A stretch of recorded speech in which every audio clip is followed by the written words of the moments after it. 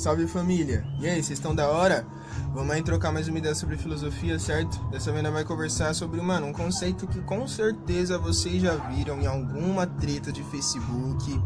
Sei lá, mano, sempre aparece, tipo, imagina uma situação que um homem cis branco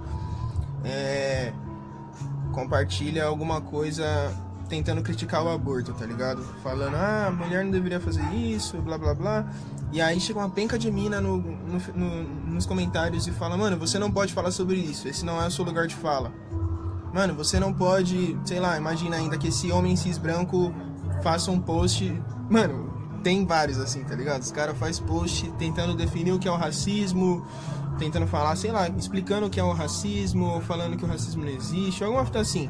E aí chega uma penca de pessoa preta no comentário falando, mano, você não pode falar sobre isso, esse não é o seu lugar de fala. Tá ligado? O que acontece, mano, nessas situações que eu exemplifiquei? Tem um uso da expressão lugar de fala de uma maneira equivocada. Por que equivocada? Como se lugar de fala dissesse respeito somente à propriedade que alguém tem para falar de tal assunto. Ou seja, quando a pessoa fala esse não é o seu lugar de fala, o que tem por trás dessa sentença? Você não pode falar sobre tal assunto porque você é branco. Imagina que a gente tá falando de racismo. E eu aponto pra pessoa e falo, mano, você não pode falar sobre isso porque você é branco. Eu sou preto. Uma vez que eu sou preto, eu tenho propriedade pra falar sobre racismo. Porque eu vivencio isso, experiencio isso diariamente. O que acontece? Não é bem assim do ponto de vista teórico, da definição do conceito de lugar de fala. Primeiro a gente tem que entender que o conceito de lugar de fala, que foi proposto pela Djamila Ribeiro, braba, filósofa monstrona, defendeu a tese de mestrado dela na Unifesp, e ela se baseia muito nos estudos de Lélia Gonzalez, Grada Quilomba, Angela Davis, Hill Collins, Kimberly Crenshaw. Então o que acontece é que até perdi o fio da meada falando da Djamila. A bichona é braba, de verdade. O que acontece, então, é que a gente não pode reduzir o conceito de lugar de fala somente à propriedade que um indivíduo tem para falar sobre tal assunto, certo? Lembrei o que eu ia falar. Então, é mais do que isso. A finalidade do conceito do lugar de fala é para garantir voz àqueles grupos sociais subalternizados.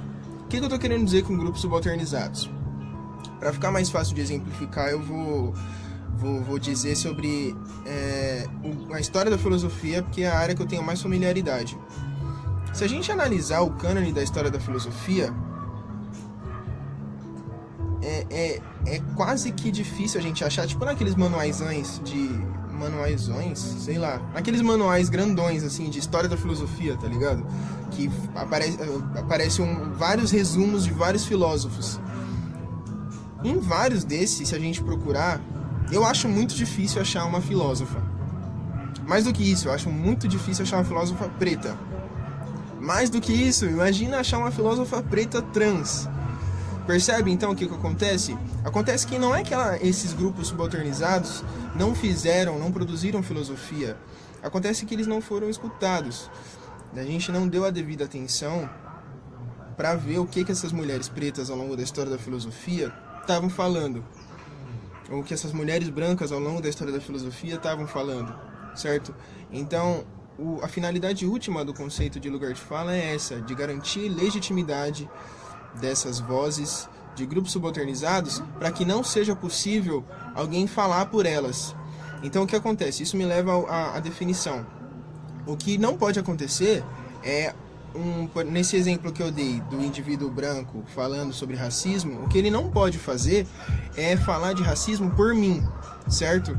Então o que ele não pode fazer é me infantilizar. Infantilizar por quê? Porque no latim, infans é aquele que não tem voz, aquele que não pode falar por si só.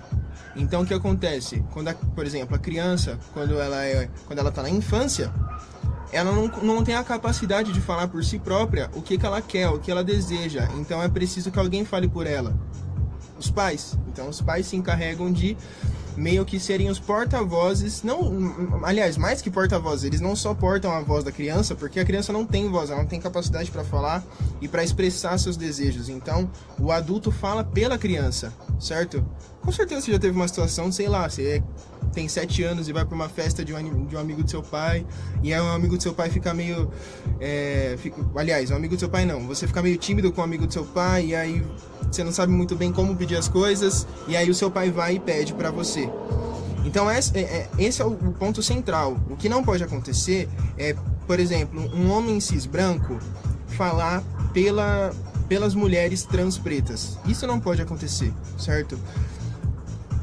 Então, o que acontece? Que a gente tem que entender o lugar de fala como sendo o lugar social a partir do qual o indivíduo que pertence a um grupo social fala. Então, eu tenho um lugar social que é o lugar que eu ocupo na sociedade, de homem preto cis. E eu posso, por exemplo, falar sobre a realidade das trans pretas, sendo que eu posso falar sobre isso desde que eu fale a partir do meu lugar social. Eu não posso falar pelas travestis pretas, certo? Então é isso, rapaziada. Entendam lugar de fala como sendo o lugar social a partir do qual o indivíduo fala. O lugar social que o indivíduo ocupa na sociedade. Demorou? Forte abraço e é nóis.